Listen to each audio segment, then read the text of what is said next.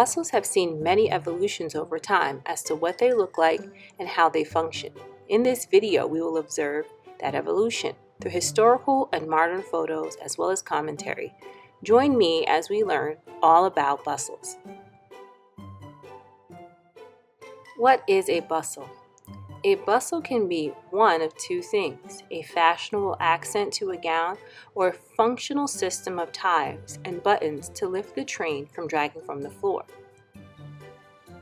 During the 19th century, the bustle was an item of feminine apparel for pushing out the back portion of a skirt. The bustle or tenor was notably fashionable in Europe and the United States for most of the 1870s and again in the 1800s. Fashion by the 1870s were softer and more delicate, with pastel coloring and frivolous trimmings and decoration. Fabric was draped and layered around the hips, creating an overskirt, with apron and panniers that were supported by the small of the back by a straw or horsehair underskirt, called a soft bustle. By the 1870s, the bustle also had become a second garment, which was situated over the posterior and generally tied around the waist.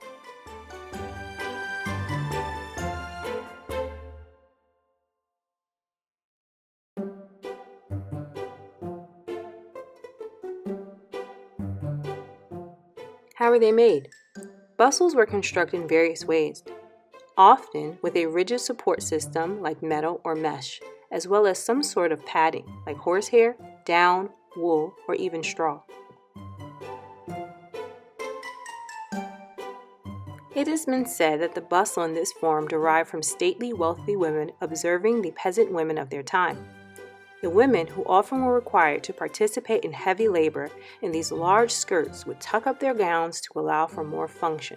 Later, dressmakers of the wealthy found themselves being asked to recreate these bustled-up looks. By the 1800s, there was no discernible bustle, and fishtail trains were rejected.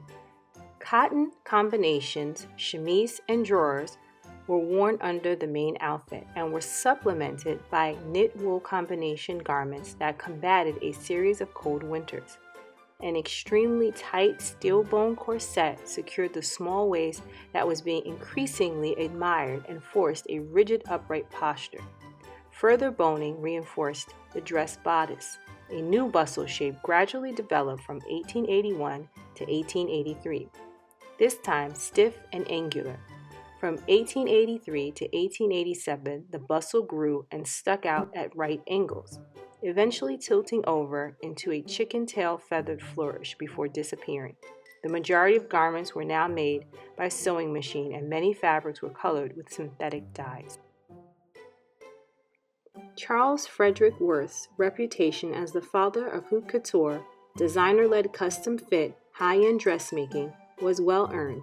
He dominated Paris for the entire second half of the 19th century and made the city the couture capital. You'll see a lot of the designs favored in his work had these very elaborate bustle styles. Despite such innovation, the bustle went out of fashion by the beginning of the following decade, replaced by a simple pad.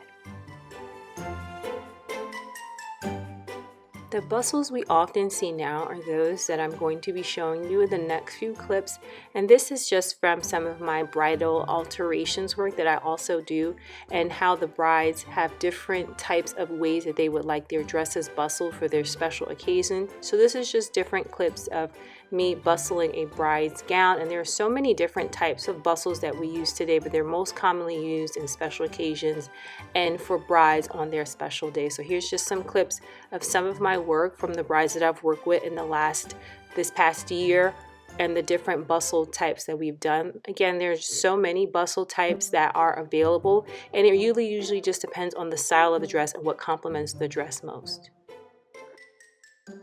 What would an All About Bustles video be without me actually showing you how to create a bustle? The first clip showed you hook and eyes that I use.